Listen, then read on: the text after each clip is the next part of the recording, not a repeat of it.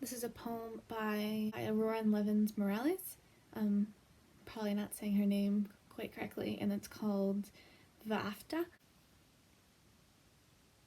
Say these words when you lie down and when you rise up, when you go out and when you return, in times of mourning and in times of joy. Inscribe them on your doorposts, embroider them on your garments, tattoo them on your shoulders, teach them to your children, your neighbors, your enemies. Recite them in your sleep. Here in the cruel shadow of empire, another world is possible. This poem is amazing and you should look it up.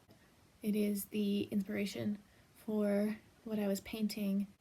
When I think of another world is possible, both in the sense of thinking of like how we would create that world and then also aspects that would exist in that world, my brain instantly goes to art. Protest art, folk art, lends itself really well to DIY art in a really exciting way.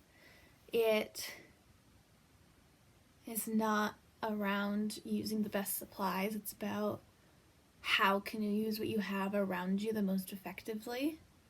It is not about having the best actors, but instead how do you create something that can engage and bite into it as many people as possible. In a world where art is so often somewhat arbitrarily defined by what a very limited amount of people think is valuable, folk art comes in to say that the act of making art and making a lot of it is in itself valuable.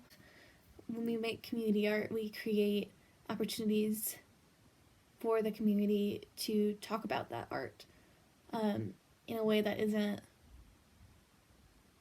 lecturing, because I don't think the best art is lecturing, but is like, here you are, we are beside each other, we are making this thing, let's talk about why we are making these things. Then that way it can be an educational tool both for the community working on the project and also for the community you're presenting that project to.